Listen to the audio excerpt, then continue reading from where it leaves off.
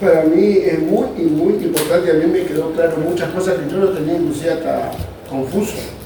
No sé, el hermano acá, pero yo que pensé que algún día di el tema en Villa Raquel, pero yo lo di de otra forma, y obvié otras cosas que no, pero lo obvié porque no, realmente, o no lo entendía o no lo sabía, ¿me entiendes? No sé. Pero ahora que lo comprendí, me di cuenta que me faltó esa parte que era muy importante, que era dos cosas. Para mí me quedó claro dos o tres cosas. La primera, que existen dos tipos de Biblia, ¿no? La Biblia protestante y la Biblia católica. Y después la otra tener en sus diferentes versiones y revisiones, que fueron evidentemente mutando con el transcurrir de la historia, persecuciones, muertes. Como decía el otro día José, el mensaje, la Biblia no está acá en nuestras manos porque hay una imprenta que lo imprima, o una casa editora o algo así, sino porque costó la sangre de mucha gente, costó la vida de mucha gente, y para que esté entre nosotros hoy, y que esté la genuina, vamos a decir, la justa, y también costó mucha sangre, evidentemente, para que se distorsione todo lo demás. En esa cuestión de sangre habrán muerto gente, se habrán corrompido otros tantos, qué sé yo, para que el catolicismo invada diferentes iglesias y sobre todo las sociedades bíblicas y haga la nueva Biblia que hay hoy en día. Eso me quedó claro. Y el otro punto que para mí es muy importante y que realmente creo que ahí estaba y a todos nos habrá pasado, es entender, comprender lo que dice el texto y después lo que nosotros podemos interpretar del texto. Es decir, lo primero es lo primero, y en base a lo primero se va a dar todas las demás interpretaciones, ¿viste? Y diversas denominaciones, que podemos decir así, de que existen. Pero fíjate cómo... Ahora, perdón, termino de llamarme.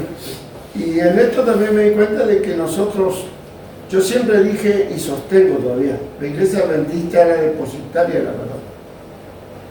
Pero últimamente, después con ustedes, no ahora, sino ya hace un tiempo largo que venimos tirando con José, no sé si debo seguir pensando igual, si somos todavía depositarios de la verdad o realmente,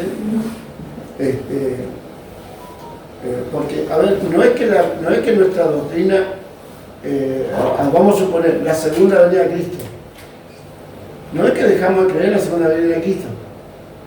¿Cómo lo vemos ahora esa segunda venida? Es decir, nuestra propia doctrina la hemos cambiado, le hemos dado otros matices, y hace que nosotros veamos las cosas de otra forma. Si, por ejemplo, el estado de los muertos, vimos lo que decía 1 Tesalonicenses 4:14, en nuestra propia Biblia que nosotros hacemos, que nosotros entregamos a los que se bautizan. ¿Cómo vemos el estado de los muertos ahora? Si con esa Biblia tenemos que defender. Nos tenemos dos mensajes ahí. Uno, lo que yo puedo decir, que es el que dice el texto, y ahí te mato. Y es tu propia Biblia. Es decir, yo creo que tenemos que replantear un montón de cosas.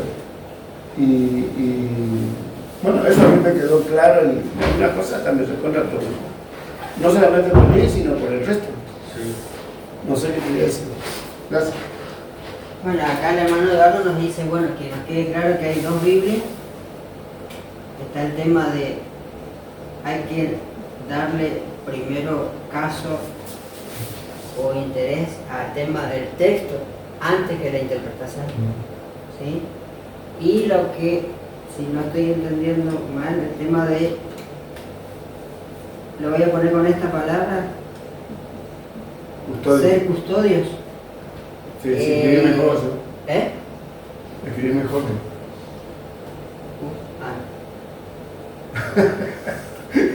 La H1N1. Si todavía podemos decir que estamos en esa posición. De esto yo puedo decir que nos quedó claro y que más o menos estamos viendo en estos últimos sábados. Hasta 1900, no como iglesia cristiana, sino como iglesia adventista. por lo menos en el mundo hispano, podemos decir que elegimos ser custodios hasta que se nos ocurrió inventar la Reina Valera 1990, y que detrás de eso estuvo Chay. ¿Sí? Que es esta la Biblia, Nicolás la que... no, Nicolás no, sino... Fernando tampoco. Nicolás. ¿Lo he dicho que dije? ¿Cómo? ¿Dicho que dije? Fernando. ¿Fernando antes? Nicolás. Nicolás. Que no me dijiste. Perdón. Fernando Chay es el que nosotros conocemos en La Luz en el Camino. No, es Enrique. Es Enrique. Bueno, Enrique, Fernando es el Chay es el nombre que tiene la biblioteca de la UAP, porque fue también un pastor. Yo me acuerdo que el hijo de Daniel Chay, que es el director de la Biblia, no sé qué. El que no me... Claro, Nicolás Chay fue el verdadero fundador. Yo antes pensé que era el nieto, pero Nicolás Chay fue el verdadero fundador de la Sociedad Bíblica Emanuel. Y el hijo que está al frente ahora, ¿no? Que es Daniel. Y hoy, y no sé si al 2025 todavía, pero la entrevista que tenemos que él dio y que explica todo esto, que fue de hace varios años atrás, es el nieto y es Daniel. Nieto de Samuel. El nieto, y ya está avanzado en edad también. Pero es Nicolás el fundador. Es muy interesante. Ahora no tenemos tiempo, pero les podría mostrar. Tengo la revista Adventista de cuando él falleció. ¿Y por qué es importante? Porque cuando Nicolás Chay fallece y la Iglesia Adventista, de manera oficial en la revista Adventista, acá para Buenos Aires, para Sudamérica, lo presenta como una pérdida grande de un gran, ¿cómo llamarlo?, de un gran misionero, de un gran pastor, de un gran referente, de un gran líder adventista. Ahora, se lo referencia de esa manera, aún habiendo hecho la Sociedad Bíblica Emanuel y aún habiendo vuelto a la Biblia católica. ¿Qué indica eso? Entre tantas ya sobradas muestras de que la Iglesia está encolumnada fielmente con las Biblias modernas y que no tiene nada para reparar a ese hecho, a diferencia de lo que en la década de 1960 se hizo en relación a un reclamo formal de la Iglesia contra la Reina Valera 60. ¿Sí? ¿Se acuerdan que habíamos mostrado, habíamos mandado al grupo este libro, que en realidad es una especie de folleto, libro bien chiquito aparentemente, pero es el documento oficial de la Sociedad Bíblica Unida para todos aquellos que empezaron de alguna manera u otra a cuestionar o a rechazar la Reina Valera 60 en su momento. Entre esos grupos que rechazaron en algún modo la Reina Valera 60 estuvo la Iglesia Adventista del Séptimo Día. Y esta es la respuesta oficial de la Sociedad Bíblica Unida a la Iglesia Adventista del Séptimo Día y a todos aquellos que quieran cuestionar, como lo hizo la Iglesia, a la traducción de la palabra sábado, tanto en el Antiguo como en el Nuevo Testamento. Ahora, la Sociedad Bíblica Unida acá responde solo con la cuestión del sábado, pero si nosotros leemos las revistas adventistas de la época, que gracias a Dios lo tenemos, ¿sí? Yo me cansé de buscar todo lo que pudiera ver hasta donde pude, y capaz por ahí pueda seguir buscando, pero le dediqué muchas horas a buscar en el registro histórico que hace pocos años sacó Casa Editora, ACES, con una espantosa mala calidad, pero bueno, es lo que hay, de las revistas de las décadas pasadas. Y básicamente tenemos a disposición todos los registros de la época y dejan en claro que la Iglesia no quería saber en nada con la nueva Reina Valera 60, particularmente con el tema de la traducción, con el tema del sábado y con todos aquellos textos bíblicos que hablan de la muerte y del infierno y del alma. Muerte, infierno, alma, que tiene que ver con todo lo que es la doctrina de la inmortalidad del alma. Y con menos énfasis, pero también se escribió y se cuestionó el tema, no tanto de la Valera 60, en parte sí, pero poco, de otras Biblias que ya empezaron a salir en esa época con el tema del santuario. O sea, para la década del 60 la Iglesia Adventista quedaba en claro que las Biblias modernas empezaron a traducir de una manera tendenciosa con el tema del sábado, con el tema de la inmortalidad del alma y con el tema del santuario. Es muy interesante. ¿Vamos a orar? Vamos. No sé, ¿algún voluntario que quiera orar? Dios y Padre que estás en los cielos, te damos las gracias por esta hora, porque tú has permitido que un grupo de tus hijos estemos aquí reunidos una vez más, disfrutando de este hermoso sábado que nos regala el sol y tú también, disfrutando este momento del estudio de tu palabra.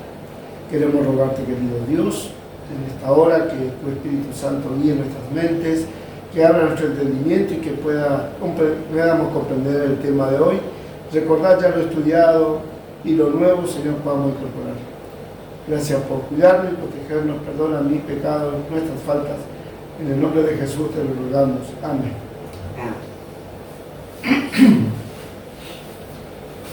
Hay un video que yo había dicho que podíamos ver, que si bien está pensado para chicos, solo dura 30 minutos, 25, 27 minutos, es una película entera, digamos, vale la pena verlo. También está la película,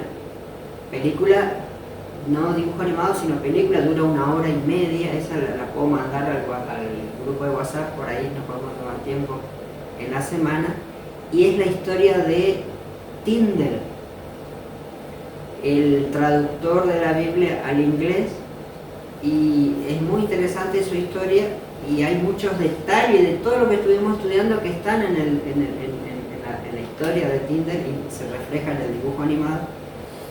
Y si uno lo ve con crudeza, porque si de vuelta está preparado para niños, es totalmente cierto toda la cuestión histórica que se presenta en el dibujo, ¿no? Pero vamos a cerrar un poquito este punto. ¿Qué podemos decir de esto, de este cambio? Fíjense que acá la Iglesia cuestiona la Valera 60, acá se introduce la supuesta Biblia adventista, pero en realidad es la Biblia Vulgata Latina con un disfraz que dice Sociedad Bíblica Emanuel, Iglesia Adventista.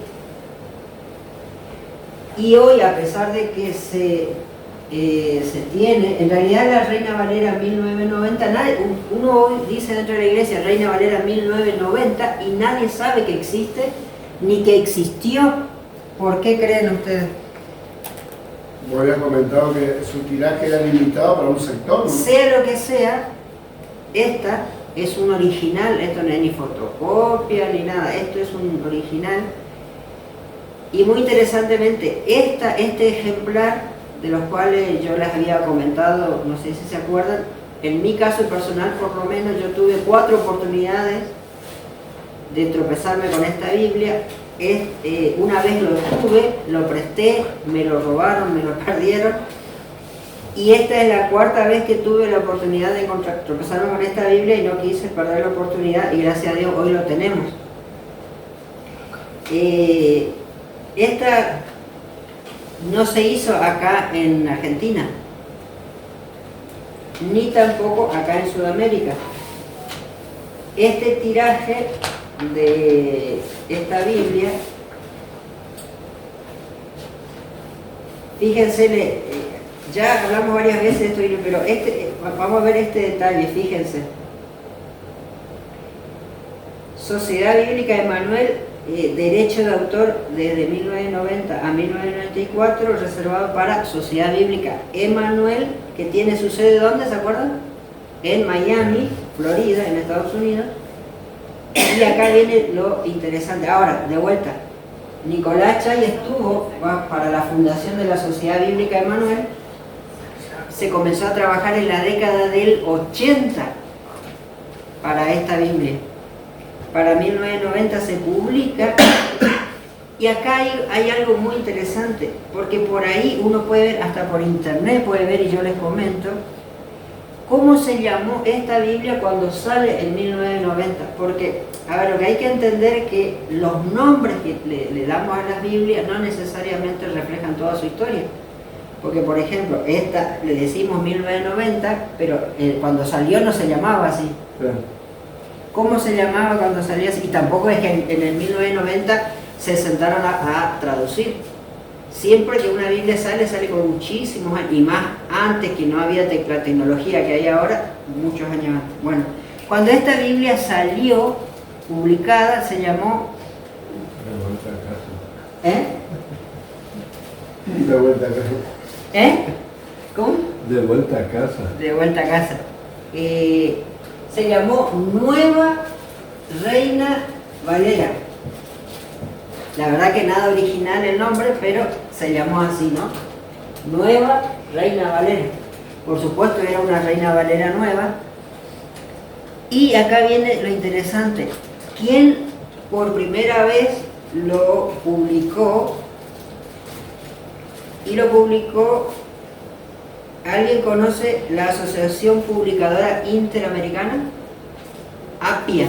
Sí, conozco la... ¿Conocen o no conocen? Sí, porque he tenido el libro de... Nuestra casa publicadora No, acá en Argentina es ACES, ¿no? Casa, sí. ¿Por qué? Asociación Casa Editora. Casa Editora Sudamericana. Sudamericana.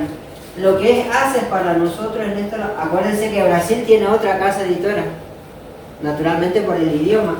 Ahora, para Interamérica, que hablan todos español igual que nosotros, no está ACES, está APIA. ¿Sí? En realidad, ahora se llama APIA. No, en realidad, ahora cambió un poquito el nombre, pero con muchos años, y creo que todavía sigue existiendo en parte, porque hay, aunque nos parezca increíble, hay nuevas, no casas editoras, pero sí editoriales. Por ejemplo, no sé si alguien vio por ahí la editorial Gema. ¿Alguien escuchó hablar de la editorial Gema? Sí. En realidad Gema es una casa editora publicadora que le pertenece a la Universidad Adventista de Montemorelos, en México. La UAP también tiene su propia publicadora. Entonces es muy interesante entender esto. Bueno, APIA, que es Asociación Publicadora Interamericana. Bueno, esta Asociación Publicadora Interamericana, que tiene su sede también en Miami, publica ¿para quién? Para Interamérica. Por eso dice Interamérica, ¿no? ¿Qué sería Interamérica? Bueno, toda la zona ahí... América Central del Caribe. Claro, toda esa zona, ¿no es cierto? Que en algún sentido tiene mucha conexión con Estados Unidos por la zona que está y demás. Bueno, nuestra casa editora en Interamérica, que está en Miami, Florida también, resulta ser que publica esta Biblia. ¿Sí? Y un detalle nomás.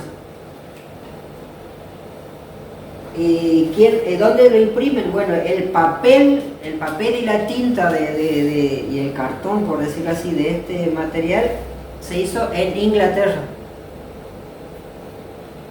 Y de Inglaterra llega a nosotros, ¿no es cierto?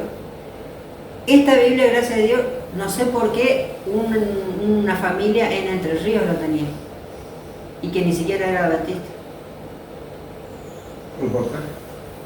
Lo tenían vendiendo y acá está, ¿no? Esta Biblia que dijimos se terminó convirtiendo en esta Biblia, ¿no? Con una diferencia simple. En esta nueva Reina Valera, que es la del 90, en lugar de traducir Jehová, traduce en toda la Biblia como eterno, o mejor dicho, el eterno. No es una mala traducción, pero se lo traduce de esa manera. Ahora, es muy interesante que cuando viene la Reina Valera 2000, lo único que cambia es que en lugar de decir el eterno, en lugar de decir el eterno, dice el Señor. Dice el Señor. Ahora, es un problema, porque si bien esto podría ser algo exclusivo, porque nadie traduce en el mundo la palabra o el nombre Jehová como eterno, cuando se traduce como el Señor, en realidad ni siquiera termina en un punto intermedio, sino termina de una manera mucho más ecuménica todavía, porque todas las Biblias modernas quitan la palabra Jehová y traducen por la palabra Señor. Ahora, hoy no es el día, pero muy interesantemente hay un documento, hay estudios, hay toda una filosofía detrás de por qué no traducir Jehová y por qué traducir Señor. Tanto es así que incluso, si mal no recuerdo, ya Reina, cuando hace su Biblia, menciona algo de esto. Básicamente tiene que ver una especie así de que ya en el mundo judío se decía que por ser tan sagrado el nombre de Jehová no había que llamarle por su nombre, sino había que llamarle el Señor, Adonai. Y entonces el problema es que es una falsa sacralidad del nombre de Dios, y en ese sentido es una falsa comprensión de lo que es la santidad o no. Bien, eso punto aparte. Bueno, eso es lo que tiene la Reina Valera 2000. El tema es que todo el mundo le gusta aparentemente la Reina Valera 2000 porque dice sábado, ¿sí? Dice sábado, pero al final de cuentas dirá sábado, pero termina siendo en todos los otros textos como la Vulgata Latina, como cualquier Biblia católica. El mejor ejemplo habíamos dicho, ¿se acuerdan cuál es de todas las Biblias que hay? O haber dicho de otra manera, ninguna Biblia católica deja de decir sábado, ese es el punto. De vuelta, ninguna Biblia católica deja de decir sábado. Ahora, porque las Biblias católicas digan sábado, no significa que que contengan en el resto de la Escritura la verdad. Ahora también está cómo bueno entender el sábado. Llevaste el Nuevo Testamento. Bueno, muchas Biblias católicas, y acá viene el punto y volvemos en el Antiguo Testamento Y aún en el Nuevo Testamento dicen sábado. Y muy interesantemente, y hay una razón histórica por qué en Apocalipsis 1:10 dice domingo. Y entonces uno dice, pero si Apocalipsis le pertenece al Nuevo Testamento, ¿por qué en el Nuevo Testamento dice sábado y justo en Apocalipsis dice domingo y no sábado como en el resto del Antiguo Testamento? ¿Alguna respuesta? Por el día del Señor. No, por Sí, pero ¿por qué en todo el Nuevo Testamento dice sábado y por qué justo en Apocalipsis dice domingo? ¿Se entiende o no? ¿Por qué?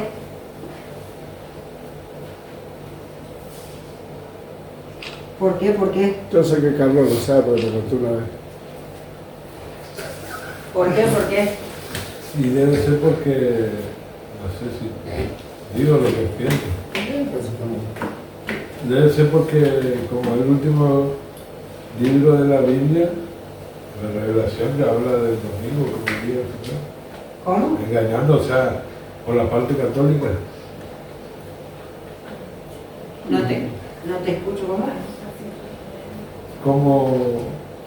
Como Revelación, Apocalipsis, el último libro de la Biblia, ellos hablan del domingo como día del Señor, como, o sea, ya es el último tiempo y para la Iglesia Católica o para los evangélicos, es el domingo. En realidad no. Para el catolicismo, por supuesto. Para el catolicismo, ellos hacen una diferencia entre todo el Nuevo Testamento y Apocalipsis. En relación a, porque acá dice sábado y acá dice domingo. Y sin ir a los detalles es bastante simple la respuesta, porque lo que ellos dicen es que mientras los discípulos, ¿sí?, se manejaron con el mundo judío y se formaba la iglesia cristiana y se diferenciaba de la iglesia cristiana, dice la explicación católica que la iglesia cristiana esto fue un proceso para salir del sábado judío, ¿se entiende? Y empezar a entrar firmemente en el sábado cristiano, ¿se entiende? Esa es la explicación católica. Uno lee muchos documentos y te van a terminar explicando esto. Te dice que junto con Jesús y después de Jesús, trabajando en el mundo judío y demás, dice la explicación católica que fue un proceso de la iglesia cristiana para desprenderse del sábado judío y finalmente ya para la época de Juan, ya era el año 90 y moneda, ya estaba consolidado, según la iglesia católica, el sábado cristiano, o sea, ya se había, según ellos, podido abandonar el sábado judío y entrar al sábado cristiano. Esa es la explicación católica. Entonces, por eso es que en Apocalipsis 1:10 dicen ellos, ya dice Juan, escribe sábado cristiano y no sábado judío, según la explicación de vuelta católica. Ahora, para la explicación católica y tristemente para la Sociedad Bíblica Unida, y ahí vamos, el sábado judío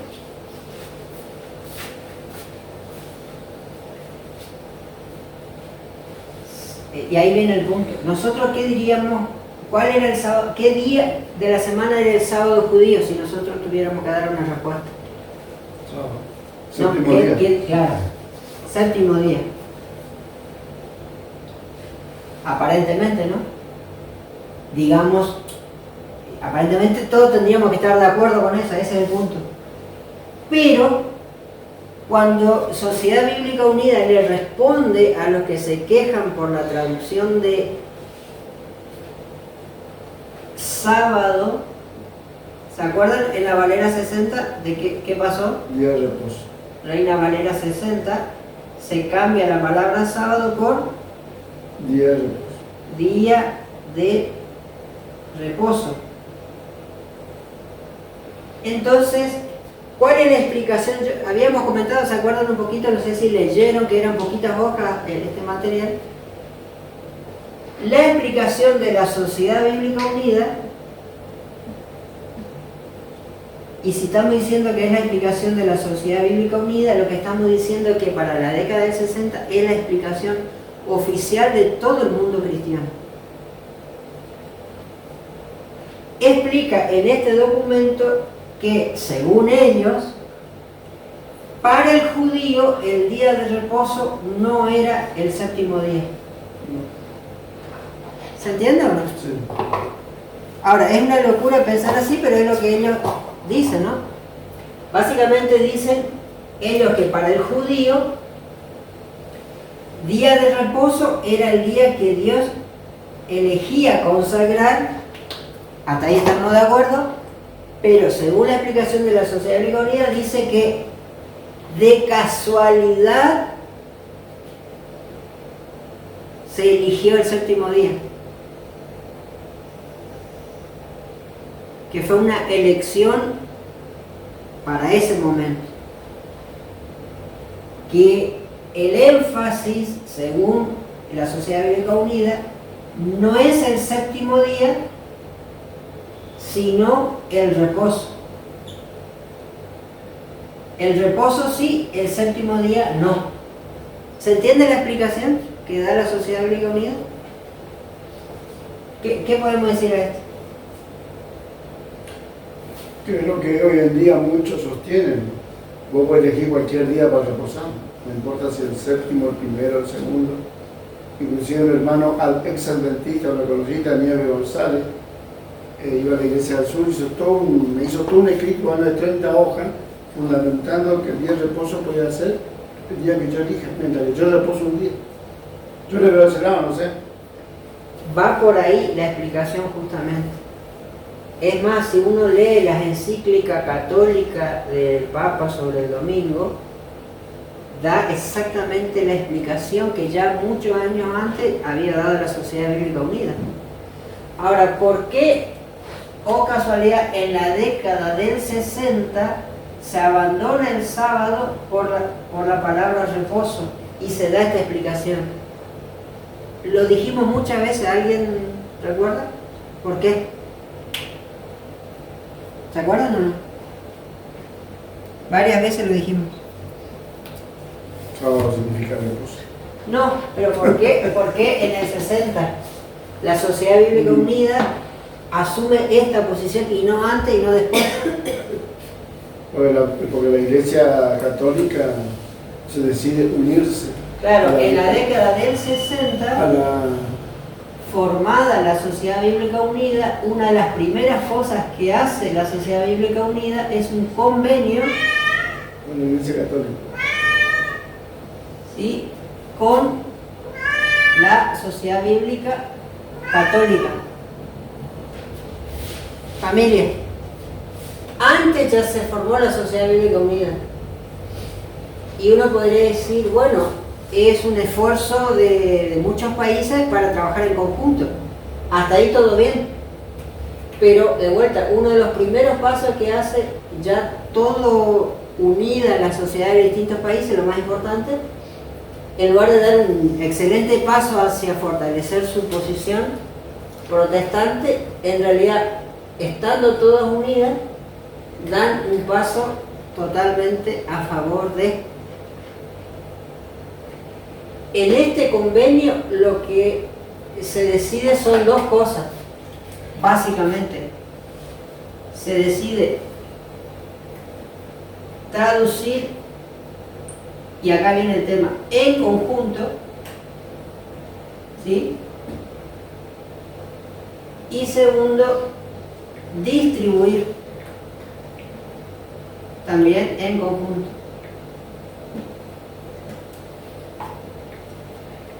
Entonces la gran explicación que tenemos que buscar es acá, uno puede decir, si distribuimos en conjunto, hay una situación histórica aparentemente totalmente inusual, porque la Iglesia Católica toda la vida fue reacia a la sociedad bíblica. La Iglesia Católica siempre entendió, según su parecer, que la sociedad bíblica era la peor peste que el mundo podía encontrar. ¿Y cómo es que pasó de ser la peor peste del mundo a ser el mejor aliado? ¿Quién cambió, Roma o la sociedad bíblica? Y la sociedad bíblica. Y después viene el tema de traducir en conjunto. ¿Qué problema viene acá? ¿O qué situación se tendría que dar ahí en traducir en conjunto? O sea, en una mesa donde se sientan todos los especialistas en idioma de la Biblia, hebreo, griego y arameo, especialistas en traducción, ¿qué tenían que colocar la sociedad bíblica en su mesa? ¿A quiénes? A los católicos. Naturalmente, si era traducir en conjunto, entonces... ¿Qué pasó? No, cruzó nomás. Pero por favor, esto vamos a dejar en el video para que quede testimonio de Balaam y la burra que le pateó al gato. No. Familia, volvemos. Entonces, para poder traducir en conjunto, naturalmente había que introducir en la mesa a traductores católicos. Obviamente que Martini no fue ni el primero, ni el último, ni el único. Fue el más importante. Fue el más importante. ¿Por qué el más importante? Y acá viene el detalle. ¿Por qué siempre recordamos a Martini? Porque para traducir en conjunto tanto la Sociedad Bíblica Católica como la Sociedad Bíblica Unida, hay dos cuestiones que hay que entender. Que uno podría pensar, traducir entonces tiene que ver con el alemán, el castellano, el inglés, el francés, el guaraní, el idioma que sea. Pero no, ese no es el primer trabajo de la Sociedad Bíblica Unida y de la Sociedad Bíblica Católica a partir de la década del 60. El primer trabajo de este convenio no es traducir a los idiomas distintos del mundo. El primer trabajo es, aunque parezca mentira, es traducir o formar los originales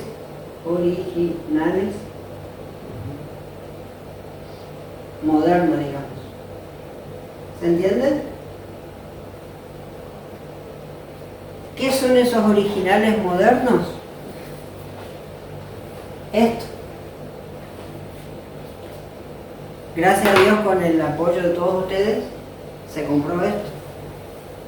Acuérdense que el sábado pasado, bueno, esa parte no se grabó, ¿no? Pero, ¿se acuerdan, hermana? Habíamos dicho. Y recordemos, este es el Nuevo Testamento. Tiempo nos faltará si podemos seguir con estas reuniones, si sigue el entusiasmo y demás. Esperemos que sí, que podamos comprar el Antiguo Testamento. Este es el Nuevo Testamento. Y habíamos dejado en claro, es el único Nuevo Testamento en este mundo aceptado como verdadero. El mundo cristiano y católico y el mundo académico general no acepta otro Nuevo Testamento que no sea este. Todo lo que esté fuera de esto, para el mundo académico, para el mundo evangélico, para las iglesias, para el mundo católico, no sirve. De manera oficial, para la Sociedad Bíblica Unida, para la Sociedad Bíblica Emanuel, para la Sociedad Bíblica Católica, para la Sociedad Bíblica Internacional, que es la que promueve la NBI, todas las que inundan el mercado con sus Biblias, y las sociedades bíblicas locales, la Sociedad Bíblica de España, la Sociedad Bíblica de Argentina. De paso, esto se compró a la Sociedad Bíblica de Argentina. ¿Dónde se produce esto? Bueno, esto se produjo en Alemania y desde ahí se distribuye para el mundo. Entonces, de vuelta, este es el único Nuevo Testamento aceptado como verdadero en el mundo. Ahora, ¿por qué? Bueno, este Nuevo Testamento, el único aceptado como verdadero en el mundo, es la que sale del convenio de la Sociedad Bíblica Unida y la Sociedad Bíblica Católica junto con sus traductores. Ahora, esto, si vemos, recuerden, está en griego. Nosotros no conocemos griego y nunca seguramente lo vamos a entender, pero eso no es lo importante. Acá lo importante, y por eso es valioso este material, toda la parte histórica que le antecede y que no es poco y que tiene enormes detalles, todo está en castellano.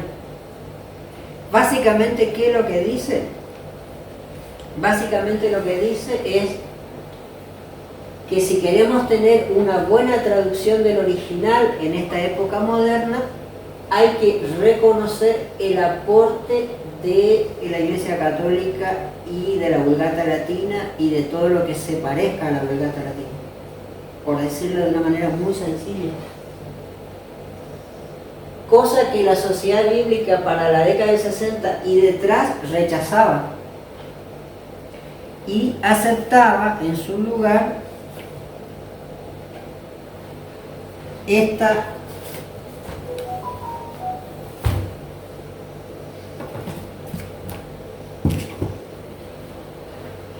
hasta la década del 60 la Sociedad Bíblica Unida aceptaba este Nuevo Testamento, que si ustedes quieren ver también está en griego. Y abajo, este llega a ser mucho más práctico y más interesante porque no es un material académico, pero igual sigue siendo académico, pero tiene una diferencia con este. Tiene una sencillez muy profunda y aparte es otro Nuevo Testamento, otro griego, digamos. Todo el griego que está acá, desde Mateo hasta Apocalipsis, abajo de cada palabrita en griego está la palabrita en español.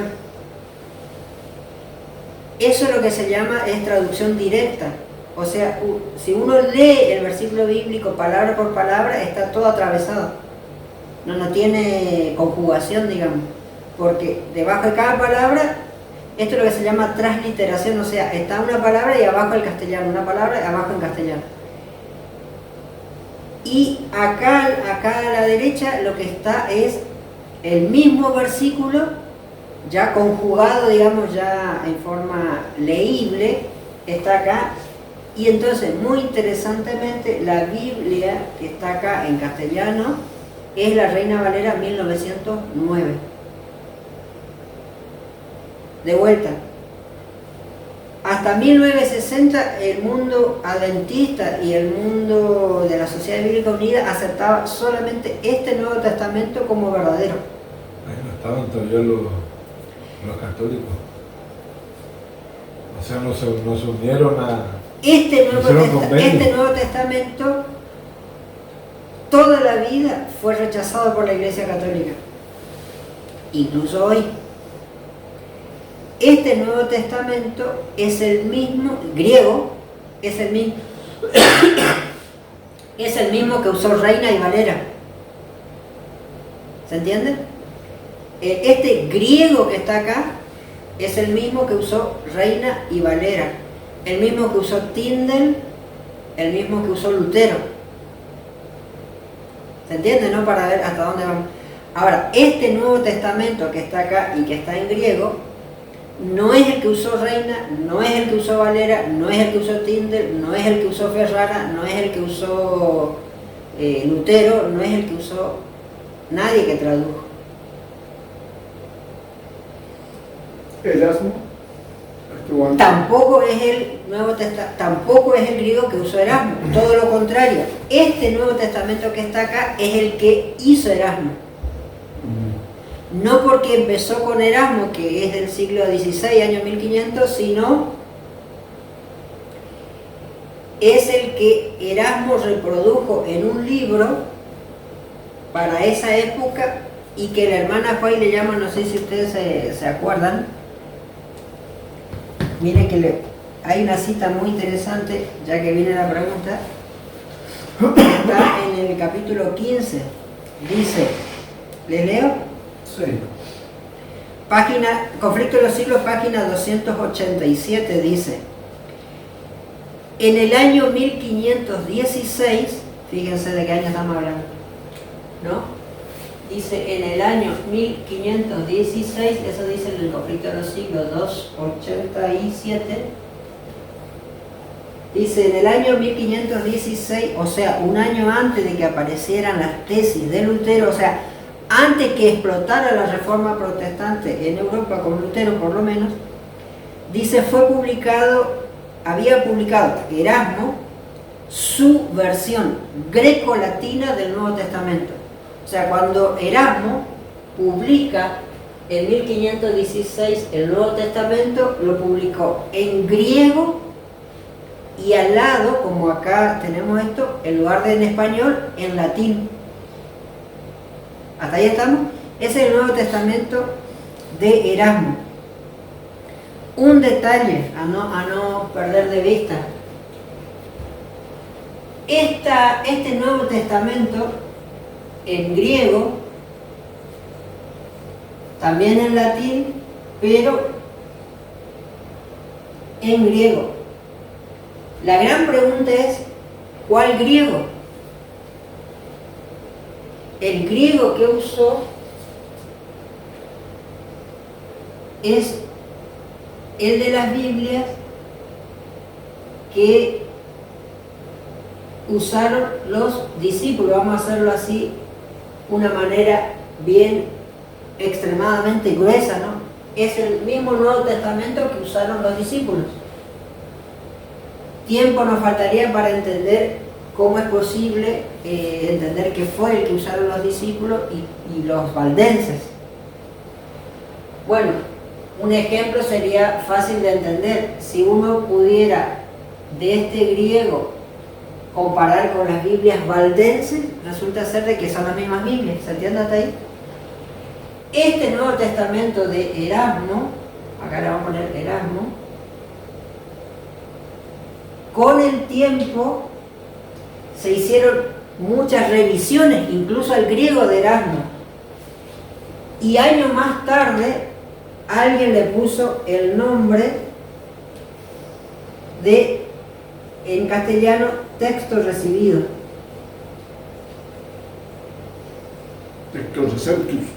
Que en latín y en la época, porque se usaba mucho como idioma académico, el latín seguía siendo textus por texto, receptus por recibido, ¿no? ¿Qué significaba texto recibido?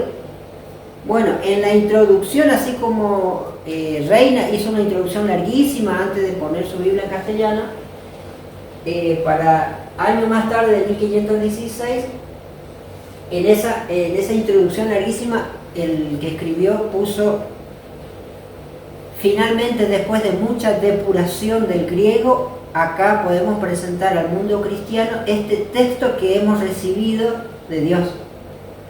Algo así era la frase.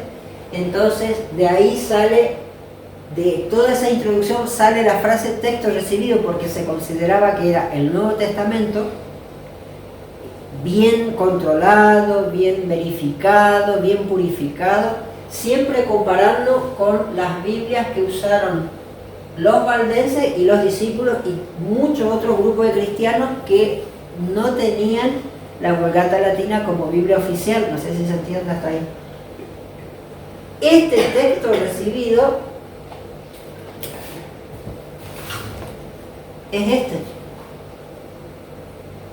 ¿Se entiende? Este texto recibido que está acá es el griego que está acá.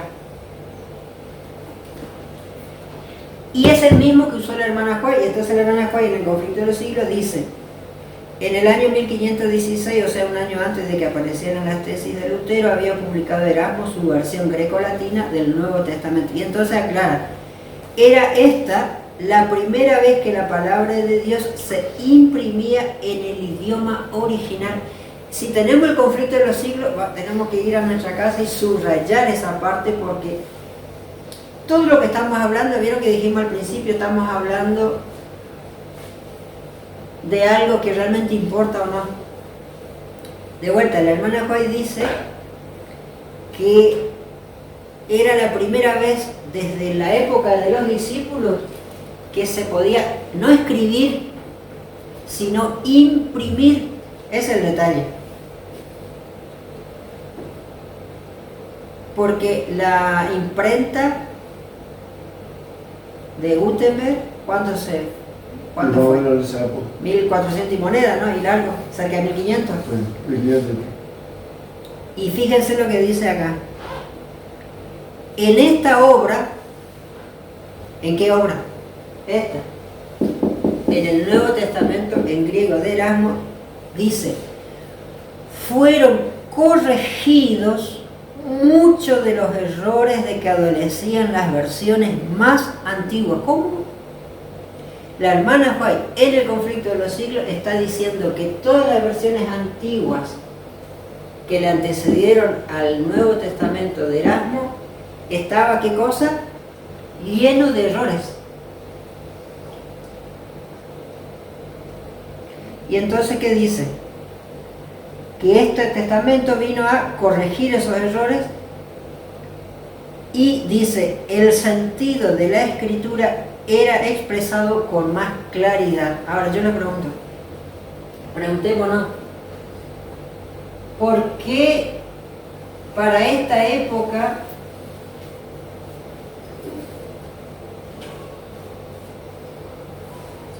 pudo llegarse a semejante adelanto en cuanto a la claridad del texto bíblico? De vuelta, fíjense que el conflicto de los siglos, acá la hermana White no está diciendo que por fin había, 287, que por fin había una Biblia que podía leerse, que era el idioma del pueblo y que se interpretaba. No, nada de eso. Está hablando del griego. Sigue explicando la hermana White, dice que este Nuevo Testamento de Erasmo comunicó a muchos representantes de las clases educadas, o sea, la gente que tenía, ¿no es cierto?, lectura y educación oficial, dice, dio un conocimiento mejor de la verdad. Recordemos de vuelta, estaba en griego y en latín, o sea, muchos académicos o que tenían educación superior conocían el latín, y este latín que era porque era un paralelo griego-latín, leyendo este latín, traducción de ese griego, esa gente educada se terminaba dando cuenta que ese latín de ese griego era distinto a qué. ¿Se entendió? Que tenían. Al latín que hace rato tenían. ¿Y cuál era ese latín que ya tenían? La Vulgata latina. Esta. O sea, de repente esta era la única Biblia que existía, la Vulgata latina. Sale este Nuevo Testamento y dice que también está en latín, pero un latín respaldado con un griego diferente, distinto. No sé si se entiende la lucha que provocó esto, porque de repente... A ver, sí, cuando hablamos sigue con detalles, sí. De un griego diferente, un latín diferente, no estamos hablando del idioma en sí, sino estamos hablando de lo que estaba escrito. Claro, exacto. Estaba escrito. Exacto. No acá griego... ¿Cómo que acá dice Pedro, pero acá le está hablando que dice Pedro y Juan? Exactamente. ¿Qué es lo que pasó? Fíjese que dónde empezó la lucha. Y estamos hablando, hermana, familia, antes de la Reforma Protestante. Ahora, pregunto nomás, ¿era algo de Dios o no era algo de Dios esta cuestión? O sea, ¿dónde empezó la reforma? A ver, Vuelvo sobre el punto, volvemos sobre este punto, a ver si me acompañan. Cuando recordamos el nacimiento de la Reforma Protestante, ¿a quién recordamos? A Lutero. A Lutero. Pero en realidad la Reforma Protestante no empieza con Lutero, por decir de una manera, porque Lutero empieza sobre una plataforma. ¿Cuál? Los escritos de Erasmo. El Nuevo Testamento de Erasmo. Y la hermana Joy acá corrobora el asunto porque dice: dio poderoso impulso a la obra de la reforma. Listo, con esto ya tenemos que, ¿cómo es que dice el dicho? Cerrar la puerta, entregar la llave y irnos a dormir, ¿no? El Espíritu de Profecía dice que este griego fue lo que dio poderoso impulso a la obra de la reforma. Este es un Nuevo Testamento, como le decía, interlineal, porque está el griego y está el español inmediatamente, pero es un interlineal, a diferencia del Erasmo, no griego-latín, sino, porque estamos acá en Argentina, griego, el griego de Erasmo, el texto griego de Erasmo, griego-español, porque nos toca a nosotros el español. Griego-español, ¿sí? Este es el griego-español el griego de Erasmo, el Nuevo Testamento griego de Erasmo, pero esto es el griego-latín de la Vulgata, de vuelta. ¿Y aquel pierde valor el mismo de 60? Esto exactamente.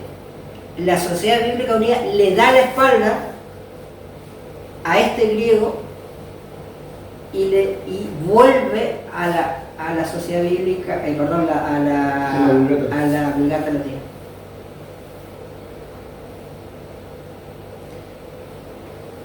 Ahora, la hermana Joy dice que esto le dio poderoso impulso a la reforma. Y entonces yo les pregunto, ¿esto le da poderoso impulso, pero a qué o a quién? A Soler. Un impulso para atrás. Esto le da un poderoso impulso a la contrarreforma. ¿Sí o no? Atento.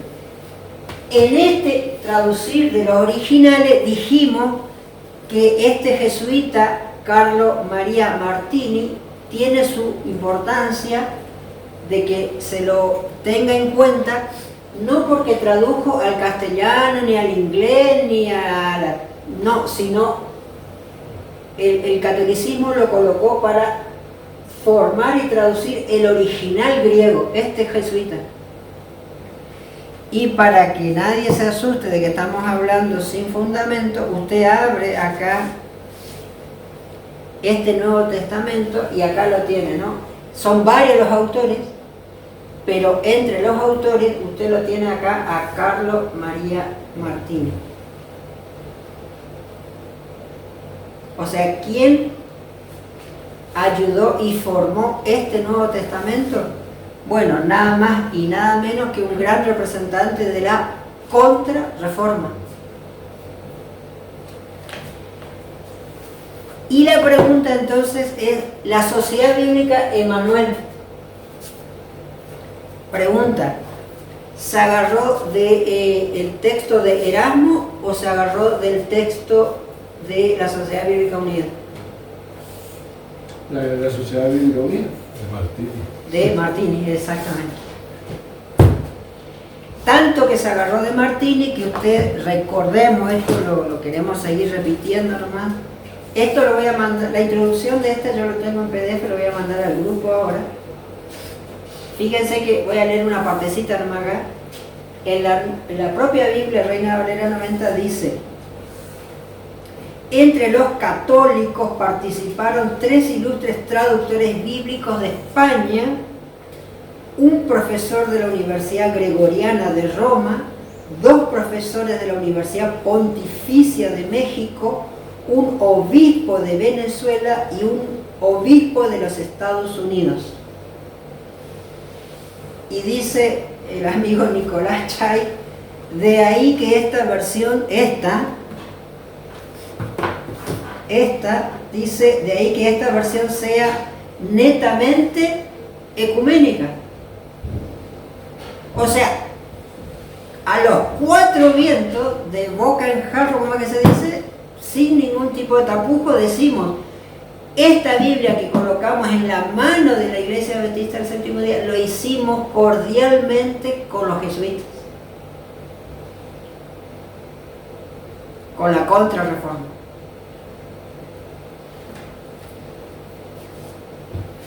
No sé. Termino de leer acá, dice, el conflicto de los siglos, dice, comunicó a muchos representantes de la clase educada, dio gran impulso a la obra de la Reforma, y entonces dice, pero en su gran mayoría el vulgo permanecía apartado de la palabra de Dios. Y entonces acá ahora viene el segundo detalle, que es esta parte. Dice, ¿cómo es posible que Erasmo ya dio en latín y en griego un texto fiel a los valdenses y a la que usaron los discípulos, pero en su gran mayoría el vulgo, el pueblo, permanecía apartado de la palabra de Dios? ¿Por qué? ¿Se entiende la pregunta? Si ya estaba esto y todo lo que acabamos de decir... ¿Y el idioma?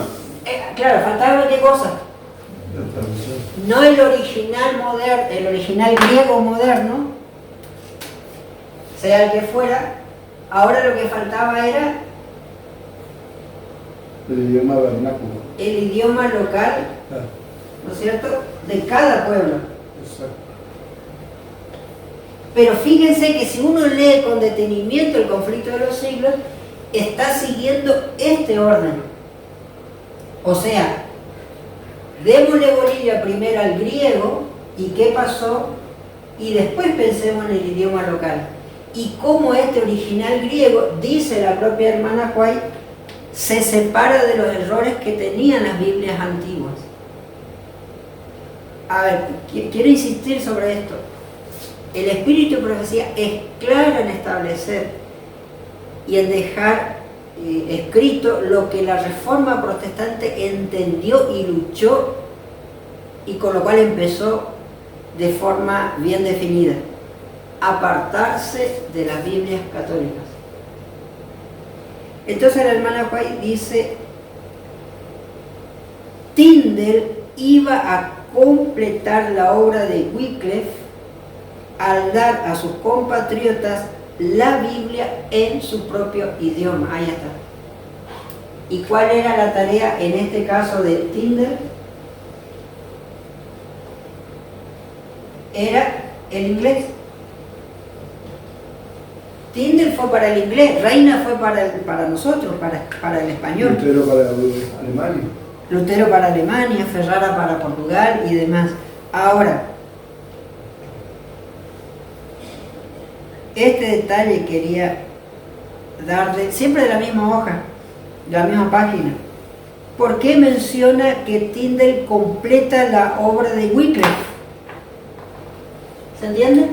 Dice Tyndale allá por 1500 y moneda, ya fíjense que estamos hablando 1516 en adelante, ¿no es cierto? Ya con el griego de Erasmo. Pero dice Tyndale iba a completar la obra de Wycliffe, dice. Siempre me olvido cómo se escribe Wycliffe, así nomás. Wycliffe, ¿en qué año vivió? ¿En qué año trabajó por Inglaterra? Wycliffe es el que hizo la traducción de la Vulgata Latina para el inglés. Sí, y ahí vamos. Un detalle nomás. ¿Dónde está la historia de Wycliffe en el conflicto de los siglos? ¿Qué capítulo es? El que dice Lucero, no sé. Ahí va la cosa. Lucero de la Lo vamos a recordar en el capítulo nomás.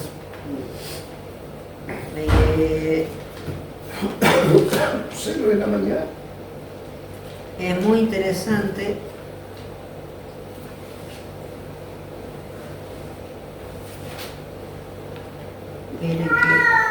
Pero será posible.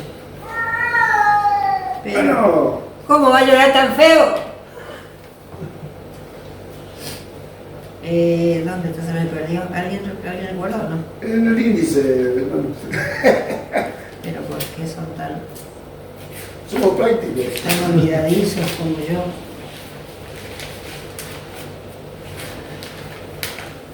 Ahí está. Bien atrás. Bien atrás del capítulo 14. Che, anda para afuera. ¿Para qué llorar? Llorón. Fíjense, se me perdió de vuelta. El de Lucero, 5. capítulo 5. Imagínense lo temprano, ¿no? lo temprano de... Bien. Ahora, ¿en qué año fue? 1400. No me acuerdo bien. No me acuerdo cuándo nací. Acá está. Les anoto para que quede el registro nomás. Dale.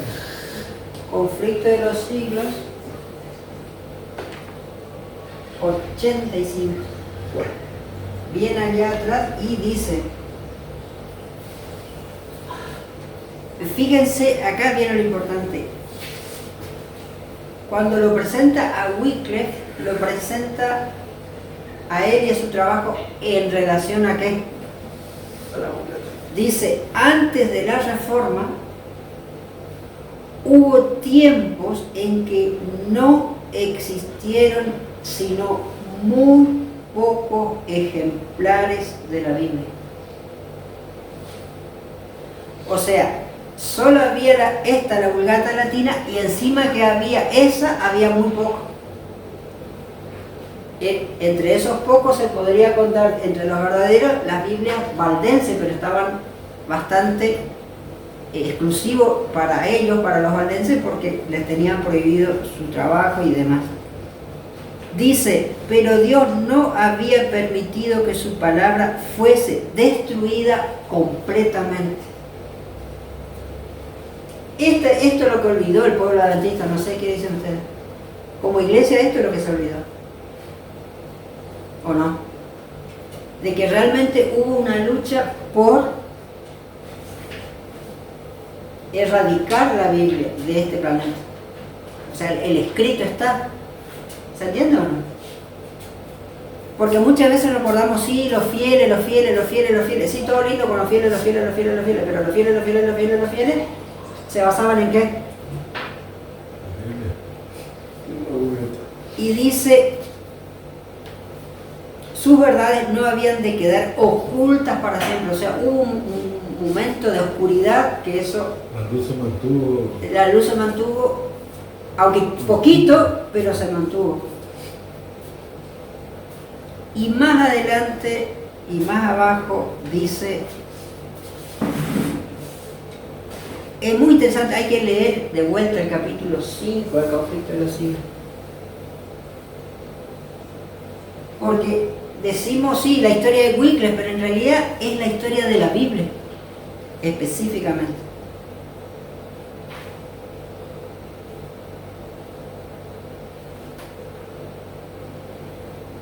Fíjense que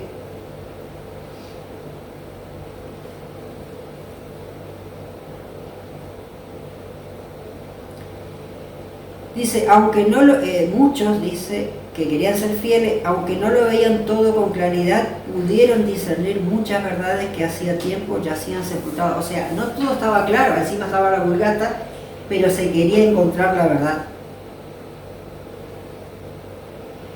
Y entonces dice un detalle muy interesante, fíjense, el capítulo 4 habla de los valdenses y de la traducción bíblica. Y en el capítulo 5 vuelve a hablar de los valdenses y la traducción bíblica que usaban y lo conecta con Wycliffe Y a Wycliffe lo conecta como antecesor de la Reforma Protestante, y a la Reforma Protestante vuelve la hermana White y dice: nosotros deberíamos estar ahí. ¿Se entiende toda la conexión que se va haciendo en el conflicto? Bueno, dice: salvo entre los valdenses, la palabra de Dios había quedado encerrada dentro de los límites de idiomas conocidos tan solo por la gente instruida, pero llegó el tiempo en que las Sagradas Escrituras iban a ser traducidas. Ahí viene el punto, ¿no? De vuelta. El conflicto de los siglos, ¿dónde está? En la... Yo los quiero escuchar sinceramente a ustedes, porque muchas veces pensamos que el conflicto de los siglos está en la interpretación. No, está en el texto. Pero es claro que el conflicto de los siglos está en la traducción, para empezar. Dice: llegó el tiempo que las Sagradas Escrituras iban a ser traducidas y entregadas a gentes de diversas tierras en su propio idioma. Había ya pasado la oscura medianoche para el mundo, morían las horas de tinieblas y en muchas partes aparecían señales del alba que estaba por amanecer. ¿Y de qué estamos hablando? De las traducciones. Y entonces, ustedes lo pueden seguir leyendo, pero está la película de Wycliffe también muy interesante. Pero dice, ahí viene, en el siglo XIV, ahí está Wycliffe. En el siglo XIV salió en Inglaterra el lucero de la Reforma, Juan Wycliffe, que fue el heraldo de la Reforma no solo para Inglaterra, sino para todo el mundo cristiano. Y habla largo y tendido de su trabajo en relación a la Biblia. En el capítulo 11, acá, vuelve sobre la historia de Wycliffe, ya en el siglo XVI. Perdón, 11 no, me equivoqué. 15. Esperen. Un 15 acá, 11 no. ¿Dónde está? 11 no, 15. Dice: la Biblia de Wycliffe había sido traducida al inglés, por supuesto, del texto latino. Fíjense, Wycliffe tradujo el inglés, pero no del original griego, porque no existía, no estaba.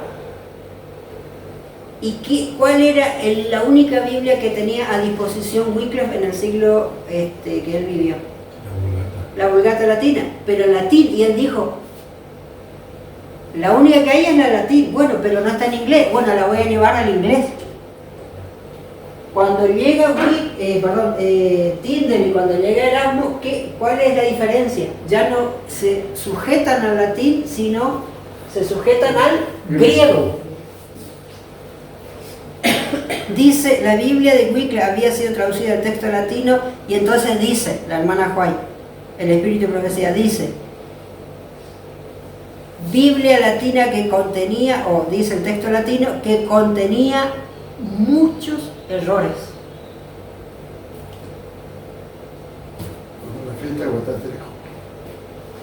La Sociedad Bíblica Emanuel, la Sociedad Bíblica Unida, vuelve a un texto latino que contiene, y los reformadores protestantes lo sabían, muchos errores. ¿Favorables a quién, por supuesto? A Roma, ¿no es cierto? Se nos fue la hora, pero vamos a cerrar un poquito de lo que habíamos dicho del sábado y la traducción por el tema del reposo, ¿no? Miren, yo tengo acá un Nuevo Testamento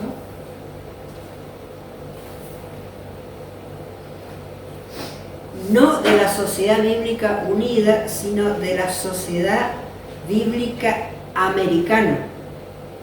¿Qué es la Sociedad Bíblica Americana? Es la Sociedad Bíblica de Norteamérica, ¿no es cierto? Porque ellos le llaman América a Estados Unidos, ¿no?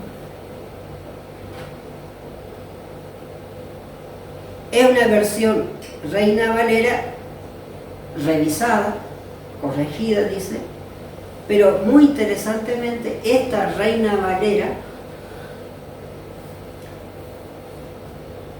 es anterior a la 1960 y posterior a la 1909, o sea, ya es un primer paso, si se quiere, de renovar, ¿qué cosa? La Reina Valera 1909.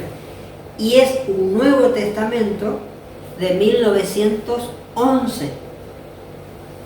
Y lo interesante de este chiquitito Nuevo Testamento es que es un original, por eso se ve así de viejito.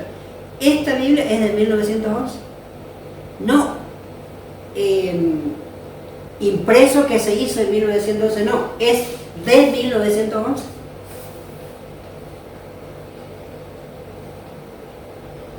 Miren qué buenas eran las impresiones de antes, ¿no? Hasta acá llegó. Y lo interesante, de vuelta, es Sociedad Bíblica Americana, y vamos a leer Apocalipsis 1:10. Acuérdense, es Reina Valera 1911. Reina Valera 1911 y es de la Sociedad Bíblica Americana. Y uno dice, pero ¿por qué está en español? Es que ese era el trabajo de las sociedades bíblicas, de las pocas que había en su época. Hacían la traducción para su país y hacían el esfuerzo por traducir a otros idiomas porque entendían las sociedades bíblicas que su misión no era solamente traducir, sino su misión era evangelizar. Y obviamente que los misioneros que iban a territorios como en este caso Sudamérica tenían que tener ¿qué cosa? Una Biblia en el idioma que iban a evangelizar. Y lo interesante es que Apocalipsis 1:10 dice: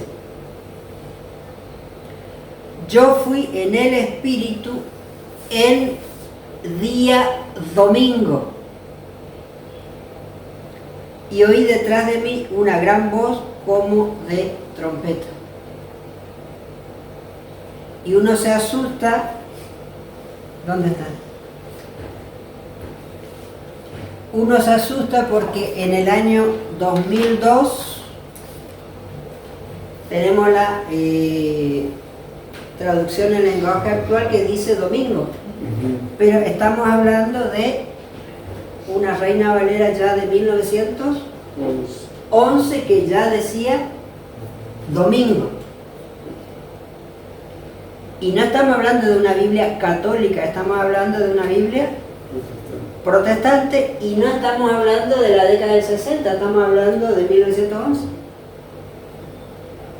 ¿Dónde está el punto? ¿Algún comentario? Y cerramos. Vamos a seguir el sábado que viene, vamos a agarrarnos de acá y vamos a tratar de, ya el próximo sábado, cerrar el tema de el domingo y el mensaje del tercer ángel y las Biblias modernas, ¿no? Para cerrar esta parte.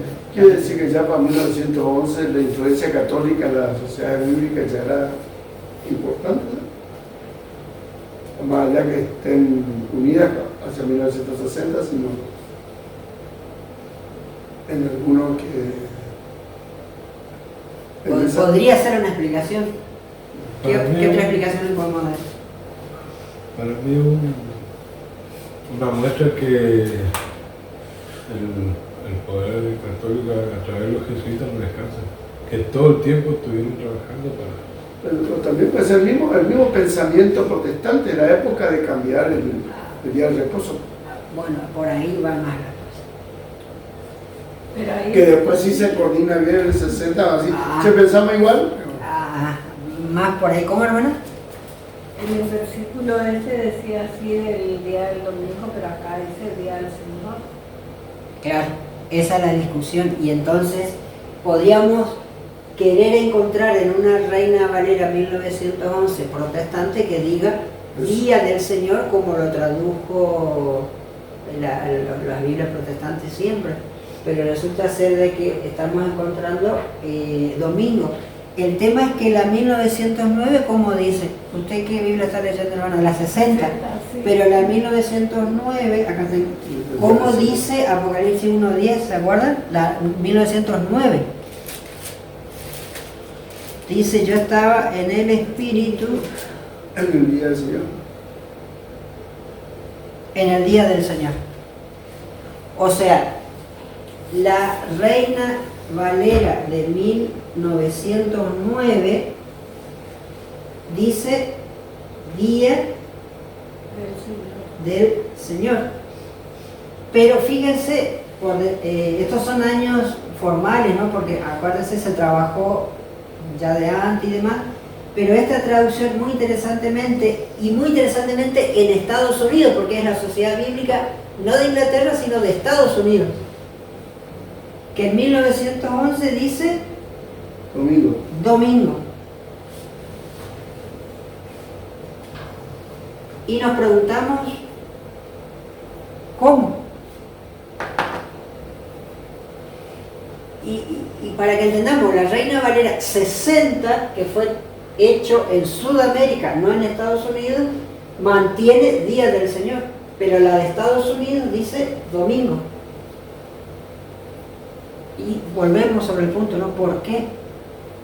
Bueno, Carlos dice, seguramente hay una influencia, o hubo una influencia católica, o cuál es la respuesta. Bueno, yo creo que tiene más que ver con el pensamiento ya evangélico, si podemos decir así, el domingo día de reposo. Y en realidad lo que tenemos que... Y, sí. y nace por América, que es donde se concentra la mayor parte de evangélico también. Inclusive nuestros pioneros creían el domingo, así que era la mentalidad que había. Claro. Vamos a ir viendo que precisamente lo que se decía, ¿no? Ya el pensamiento protestante, muy atado al domingo, resulta ser de que esto lo tenemos como ejemplo, hermano, encuentran una manera de decir, en realidad acá está el domingo porque efectivamente el domingo es el día del Señor. Después sucede lo que sucede con lo otro, ¿no? Y para que finalmente después veamos una semejante respuesta de todo el mundo de las sociedades bíblicas en conjunto, porque esta no es una respuesta de una sociedad bíblica, es la respuesta de la sociedad bíblica mundial, donde dice en su explicación, léalo si pueden esta semana, donde muy interesantemente dice, los judíos no creían en el séptimo día, dice, los judíos creían en el reposo, y empiezan a enredar ahí el punto para terminar diciendo, por eso tradujimos, dice en la Valera 60, reposo para alejarnos de la idea del séptimo día, y lo dice la propia Sociedad Bíblica. Por eso la Sociedad Bíblica Unida no tiene ningún tipo de problema para que en el año 2002 coloque sábado en el Antiguo Testamento o día de reposo, sábado en el Nuevo Testamento, excepto Apocalipsis 1.10, porque le da la explicación histórica de que ya para la época de Juan, según el catolicismo y según el mundo evangélico, la iglesia cristiana maduró, dicen ellos, de alejarse y abandonar el sábado judío, y dice para asumir el sábado cristiano, o sea, el domingo. A finales del primer siglo. Exactamente. Y nosotros, en lugar de mantenernos tristemente firmes en la obra de los reformadores protestantes, los estamos negando, ¿no?